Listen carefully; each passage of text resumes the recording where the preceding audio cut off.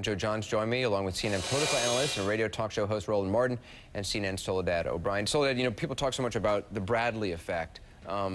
There may be some evidence that doesn't apply anymore, even if it applied back then. Some of the pollsters we spoke to, especially when we were in Columbus doing those panels of our undecided voters, they said one of the things that they have seen recently is people don't lie to pollsters of different colors. It used to be, back in the time, in fact, during the Bradley effect, that they would give one answer to a black pollster and one answer to a white pollster. Their answer would change. And they actually have said, you know, now when they test for that, the answer doesn't change, which in this particular pollster's mind was an indication he thought that the Bradley effect would be non-existent this time around. You know, I think most people have said, well, we got to kind of wait and see. Roland, do you think Americans from different backgrounds hear the same messages differently? Oh, absolutely. There's no doubt. I was on a panel today for Essence Magazine for the Women's Leadership Summit, and we talked about code words. And when African Americans hear Walmart mom, soccer mom, when they hear Joe's six-pack, they hear that differently than whites do. There's no doubt. I mean, look, let's just be honest. If you look at the top 10 shows in black households,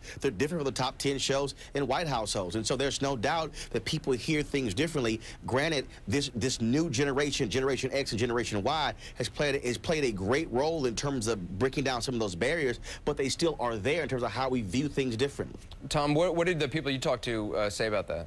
Well, you know, Anderson, this question of code words, I guess code only works if everybody's in on the code. And one of the things I was struck by is that it seems like there are perhaps more African-American voters who are aware of these code words or sensitive to them than white voters. Now, maybe that just means white voters instinctively know it and they know they're being spoken to, but there was more of a puzzlement, I think, among white voters of saying, what code? They get some code. But look back historically. Let me just jump in and look back historically. I mean, you look back historically, there was a time when it was very clear. Coloreds cannot use this water fountain, right? This is not the one you can use. Very clear. Nowadays, people will say things like, "You're not a good fit for this company. We don't know that you're going to mix with." Those are all code words that Precisely. I think you're right. Minorities are very sensitive to because they understand no coloreds is not going to be the sign anymore. But Soledad, they'll say the same thing about a worker who's too old these days, or a worker who simply has a different viewpoint from the rest of the workplace. That doesn't mean it doesn't apply on racial lines, but it applies on a lot of other Joe, lines. what about the group you talked to? Let Joe and I, just because we haven't heard from Joe. Joe, sure. The group you heard from, what did they say? They jumped in on the issue of code, but I got to say that we talked for 20 full minutes before anybody even brought up the issue of race. But when I first heard the word race, it had to do with code, a question of something Sarah Palin had said, you know, about soccer moms and so on. One of the panelists said, that's code. That's code for saying the Barack Obama and others are not like us. Hey, Anderson, here's what's interesting, and I talked to one of my colleagues at the Fort Worth Star-Telegram several years ago who was white. We were discussing this whole issue, and I asked him, I said, I got a question. When you walk into a room, banquet or whatever, and it's all white, I said, do you notice that it's all the same? He said, well, no, not really. I said, but if you're in a room that's all black, you pick up real quick that you're the only white guy in the room. He said, yeah. I said, well, as an African-American, I'm used to picking up on those things, all women, all white, all black, a bit conditioned in a sense to understand my surroundings. And so when you think of code, as Soledad said, we hear it, and yes, it is perceived and heard much differently than somebody else who may say, oh, it's no big deal. And sensitivity. A girlfriend of mine was taking her daughter for taking her son for daughter for an interview at a prestigious private school, and the admissions director came in and said, I'll be with you girls in a second. Two black people. They're like, we're not coming to this school. You know, another person would sit there and not hear anything. But a middle-aged black woman hears girl from a middle-aged white woman. She just wanted to enroll her daughter in that school. That is a slam.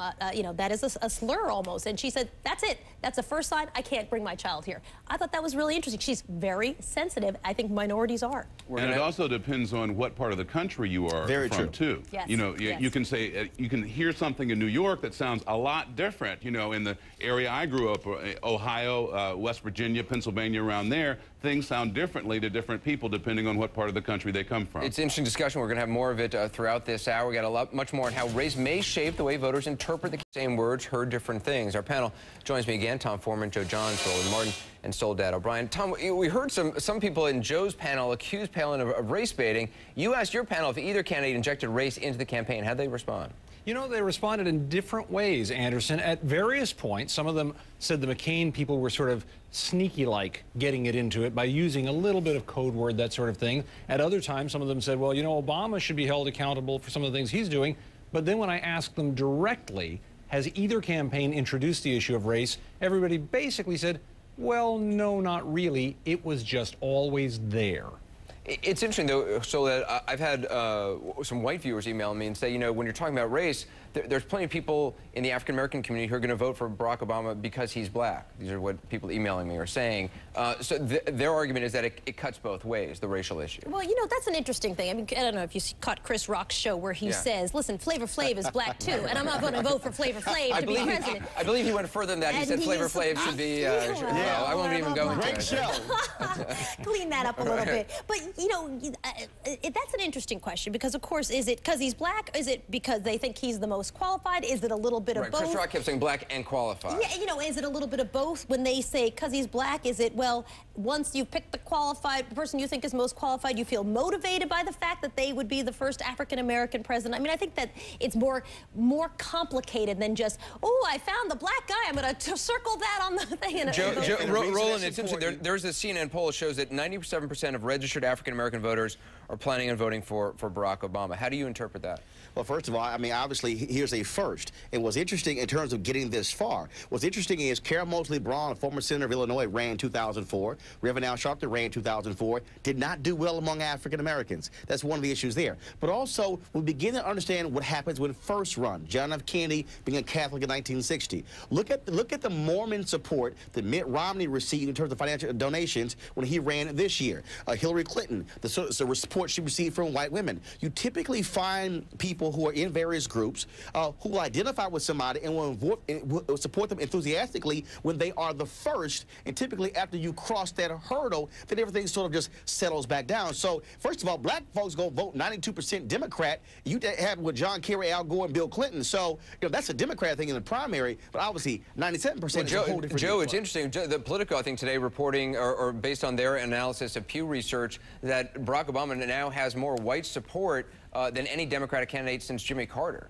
Yeah, sure, he's a great crossover candidate, but talking again what Roland, half white. You know, right. The other thing you have to think about, though, there are people in this country who grew up in Jim Crow. They had a hard time voting. They couldn't stand in the same line in grocery stores as white Americans. And in that same lifetime, they're now looking at the possibility of voting for an African American for president of the United States. So clearly, people are looking at it as a very historic thing. And that's a very different question, though, between is it historic and is race an issue? I mean, those are two separate things. Yes, historic, and is race an issue? I would argue, yes, race is always there. And the same people who said, you know, God, I hate to inject OJ into anything, but, you know, that O.J. Simpson was not about race, they were wrong in that, too. Race is always present in that, and it's present in this, too. We're going to have more discussion ahead. Coming up next, the Reverend Jeremy Roland Martin, Soledad O'Brien. Tom, what surprised you? What do you think you learned from talking to these groups?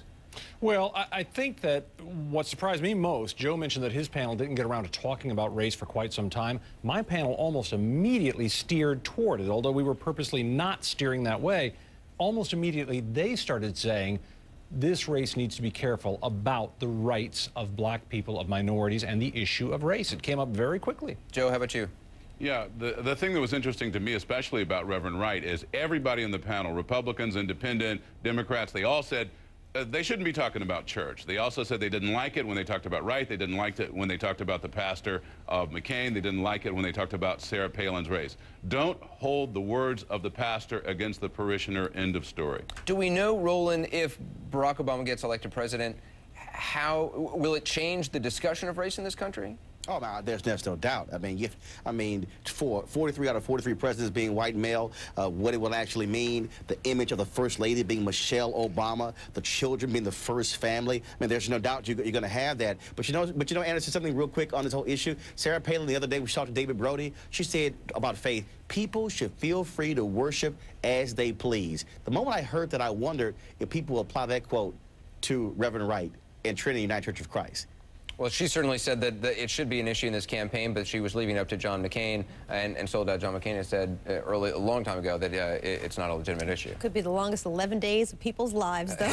People like say, I'll never talk about it, and then the time taps by like this, and you start rethinking that, so we'll have to wait and see. Yeah. Well, Soledad, I appreciate you coming in and talking about this. Roland as well, and Tom and Joe, thanks so much. Appreciate it. Thank you. Up next, an update to our breaking story. New